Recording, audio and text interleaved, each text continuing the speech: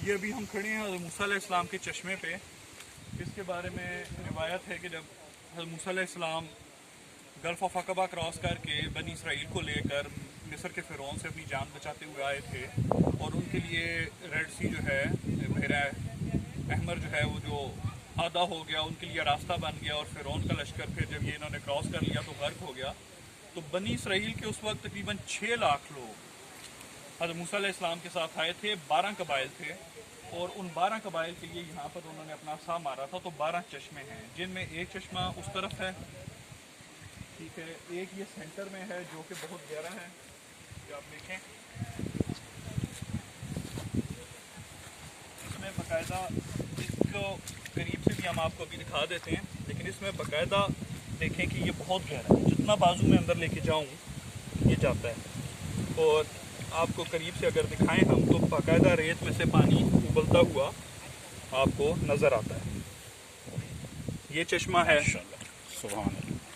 फिर यहाँ पर 2 चश्मे हैं, इनमें भी एक पानी रेत में से निकल रहा है, एक पत्थर में से आ रहा है। ये भी अंदर गहरा है ज़मीन में से पानी का, ये एक अच्छा रिसोर्स है। फिर इस तरह हम आगे जाएं तो आगे काफ़ी चश्मे हैं, 3, 4, 5, 6 चश्मे आगे हैं।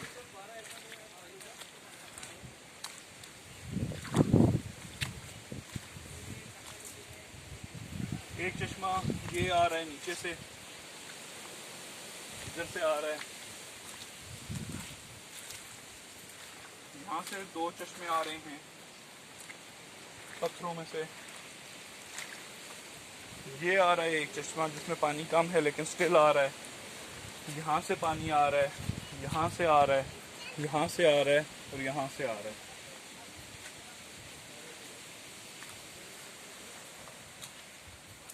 तकरीबन 8 चश्मे इस जगह पर हैं और 4 आगे हैं, तो ये तकरीबन 12 चश्मे यहाँ पर 12 कबाइल के लिए पानी का सोर्स बने थे। पानी खारा नहीं है, वैसे हम इधर सहरा में देखते हैं कि पानी खारा होता है, ये पीने का पानी है, ड्रिंकेबल है और थोड़ा थोड़ा है, लेकिन ये आगे जाके इकट्ठा होकर इतना हो जाता है कि इससे आगे पूरे पूरे बागात सैराब हो रहे हैं।